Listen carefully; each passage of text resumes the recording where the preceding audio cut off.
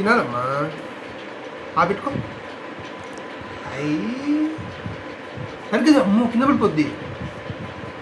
తిను ఇద్దో ఈ పీస్ తిను. ఇద్దో తిను ఇద్దో. అంత పెద్ద ముక్క తింటారా?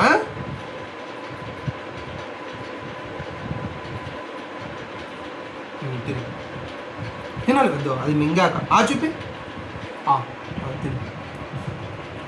తిను. రోహన్ రైట్ హ్యాండ్ అమ్మా.